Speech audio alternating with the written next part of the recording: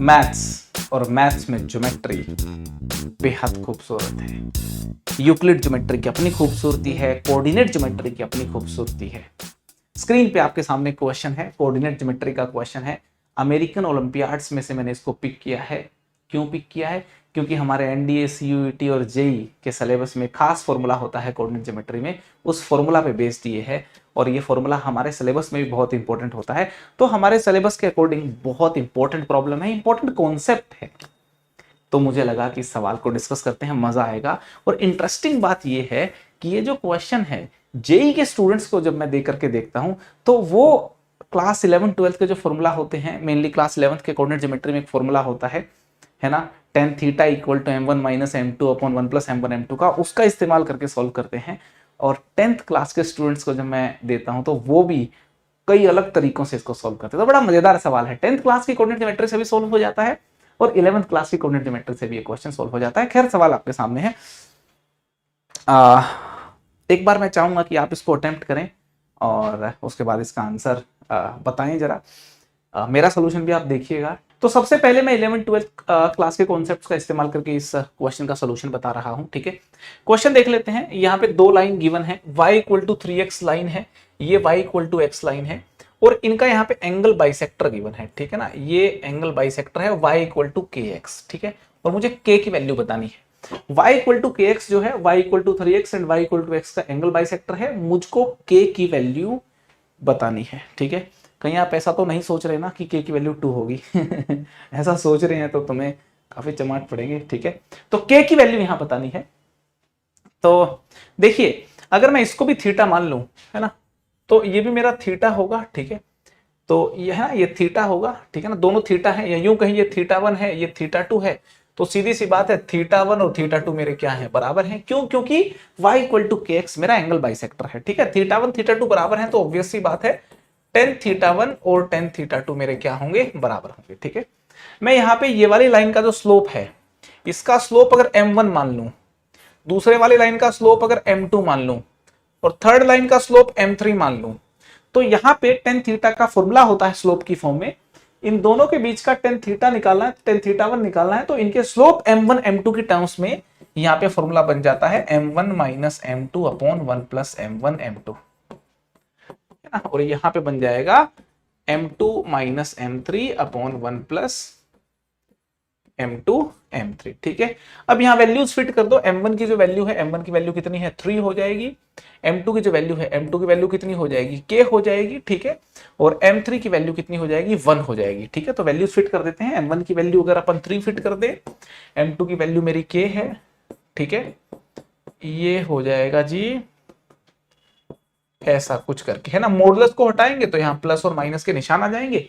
m2 की value कितनी है, k है, m3 की वैल्यू है मेरी 1, ऐसा करके सीन हो जाएगा। ठीक है, यहां अगर मैं पॉजिटिव साइन को लेता हूं, है ना, यहाँ पे पॉजिटिव साइन अगर ले लेते हैं, ये वाला पॉजिटिव साइन अगर अपन ले लेंगे तो मेरे पास आ जाएगा 3 minus k upon 1 plus 3k is equal to k minus 1 upon 1 plus k minus 1 upon 1 plus k. Cross multiply अगर अपन करेंगे तो ये हो गया 3 minus k plus 3k minus k square equal to k plus 3k square minus 1 minus 3k। ऐसा scene हो गया, बिल्कुल हो गया जी। तो यहां से इधर ले गया तो ये हो गया मेरा 4k स्क्वायर। ठीक है, यहाँ पे प्लस 2k है, प्लस 2k है, यहाँ माइनस 2k है, इधर ले गया तो ये हो गया माइनस 4k। ओके जी, और यहाँ है प्लस 3, उधर ले गया तो ये हो गया इधर माइनस 4 इक्वल टू 0। 4 से डिवाइड कर दिया तो यहाँ आ गया k square minus k minus 1 equal to 0। k square minus k minus 1 equal to 0।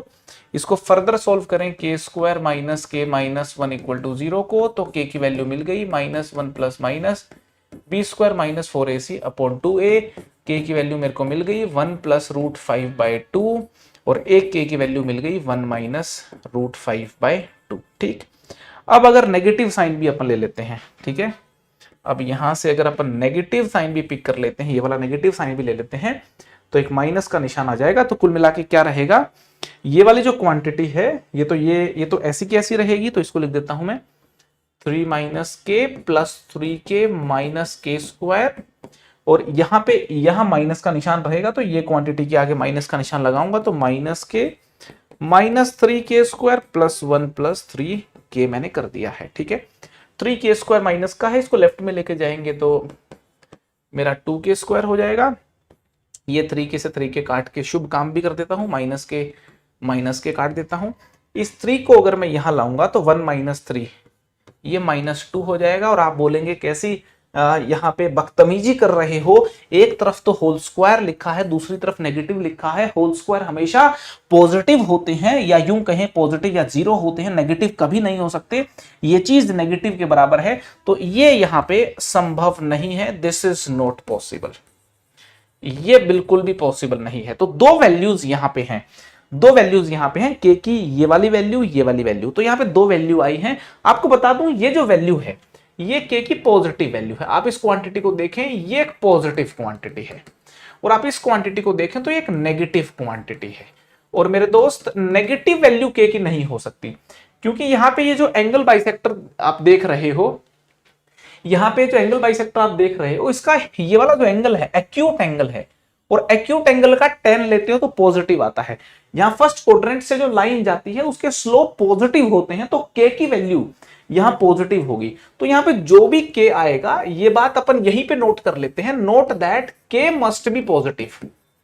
जो भी आंसर आएगा वो पॉजिटिव आंसर आएगा। मगर यहां मेरे को एक पॉजिटिव और एक नेगेटिव वैल्यू मिली है, तो ये जो नेगेटिव वैल्यू है इसको मैं कर दूंगा रिजेक्ट, इसको मैं रिजेक्ट कर दूंगा, और ये जो पॉजिटिव वैल्यू मिली है इसको मैं एक्सेप्ट कर लूंगा। तो मेरा फाइनल जो आंसर आया वो आया k की value 1 plus root 5/2, 1 plus root 5/2, ये मेरा आंसर हो गया। अब आप कहेंगे कि सर जी आपने 11th क्लास का जो फॉर्मूला है tan थीटा का m1 minus m2 upon 1 plus m1 m2 का मोड, इसका इस्तेमाल करके आपने बताया है ना, ये तो एक मेथड हो गया इसका, मेथड नंबर 1। अब आप देखिए बेसिक ज्योमेट्री का इस्तेमाल करके किस तरीके से मजेदार तरीके से सवाल को सोल्व कर सकते हैं। एक और मेथड भी बता देता हूं, आपको मजा आएगा। एक और मेथड भी आपको बता देता हूं, आपको खूब मजा आएगा। देखो सवाल तो यो का यो है, ठीक है, एक और मेथड बता देता हूं। ये मेरी y equal to 3x line, y equal to kx line, और ये मेरी y equal to x line है, ठीक है। तो मैं क्या सोच रहा हूं, मैं सोच रहा हूं एक वर्टिकल लाइन खींची जाए ऐसे करके। आप बोलेंगे खींच दो जी, कोई प्रॉब्लम नहीं अपने को, आप बोलोगे खींच दो जी, और मैं कह रहा हूं ये वर्टिकल लाइन मैं खींच रहा हूं 1,0 से। आप बोलेंगे खींच दो, खींचने में क्या प्रॉब्लम है। अगर मैं 1,0 से इस वर्टिकल लाइन को खींच दूं तो आप मुझे बताओ ये वाला बिंदु कितना होगा, आप मुझे बताओ ये वाला बिंदु कितना होगा। आप बोलेंगे यार ये वाला बिंदु कितना होगा, 1,1 होगा, क्योंकि इस बिंदु के ऊपर x की वैल्यू 1 होगी, x की वैल्यू 1, y की वैल्यू 1, 1,1 बिंदु हो गया। ये वाला बिंदु कितना होगा, ये x की वैल्यू तो 1 है, y की वैल्यू 3 है, ये बिंदु 1,3 होगा। ये वाला बिंदु कितना होगा, x की वैल्यू 1, y की वैल्यू k हो जाएगी, तो बिंदु 1, हो जाएगा। बिल्कुल सही बात। अब मैं आपसे ये पूछना चाहता हूं, ये देखो जरा, ये वाली लाइन की लेंथ कितनी है, तो आप बोलेंगे ये लेंथ तो निकल जाएगी, ये डिस्टेंस 0,0 से लेकर के 1,3 का डिस्टेंस है, तो 3 स्क्वायर 9, ये होगी 3 स्क्वायर 9 प्लस 1 स्क्वायर 10, 10 का रूट, तो ये लेंथ यहाँ पे √10 हो जाएगी, ठीक है। तो ये लेंथ मेरी हो गई √10, ये लेंथ √10 हो गई। अगर मैं पूछूं ये वाली लेंथ कितनी होगी, तो ये भी आप निकाल सकते हो, और ये वाली लेंथ मैं पूछूं तो ये भी निकाल सकते हैं, ठीक है।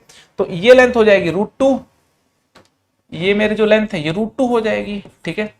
और एंगल बाइसेक्टर की एक प्रॉपर्टी होती है मेरे दोस्त, एंगल बाइसेक्टर की एक मस्त प्रॉपर्टी होती है, बता दूं आपको मैं।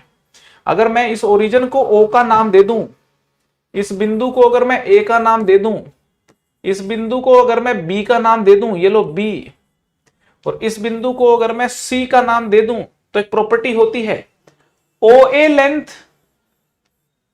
लेंथ अपॉन OC लेंथ, ये दो लेंथ का रेशो इज इक्वल टू, ये दो लेंथ का ratio is equal to AB divide by BC, ठीक है।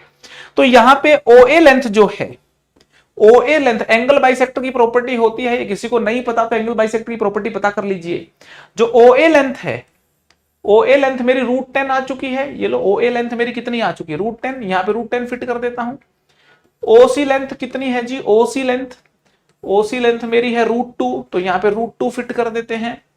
तो ये जो ए बी लेंथ होगी, इस ए बी लेंथ को ध्यान से देखें, है ना, ये जो पूरी लेंथ है, ये पूरी लेंथ कितनी 3 हो गई, और ये लेंथ मेरी के हो गई। तो यहां आपको बता दूं जो ए बी लेंथ है, ये लेंथ ये हो गई 3 माइनस के, है ना, ये लेंथ हो गई 3 माइनस के। और जो बीसी लेंथ है, बीसी लेंथ हो गई ये पूरी के और ये 1, वाई कोऑर्डिनेट है ना, तो के माइनस 1, ठीक है ना। तो ये लेंथ यहां पे हो गई के माइनस 1, ठीक है जी। √5 बाई √2, √10 बाई √2, ये मेरी √5 हो गया, ठीक है। तो यहां से आप के निकाल लेना, ये मेरा कैंसिल होकर के यहां पे √5 आ गया ना।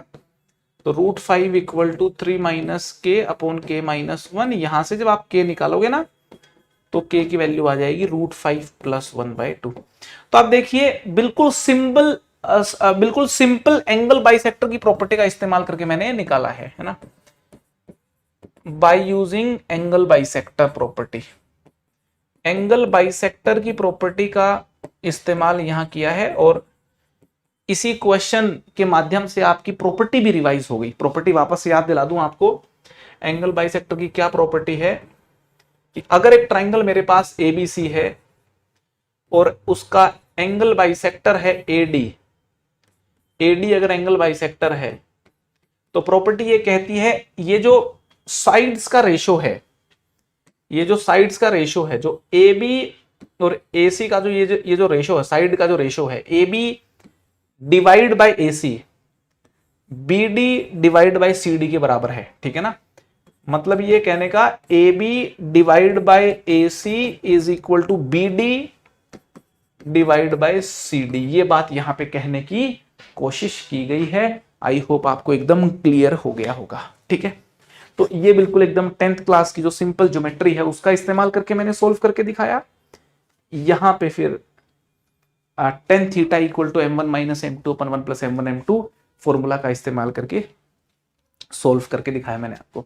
मेरा हमेशा मानना रहता है मैथमेटिक्स में कि क्वेश्चन पकड़ा और खट खट खट सोल्यूशन कर लिया, सिर्फ उतना ही इंपॉर्टेंट नहीं है मैथ्स को फील करने के लिए।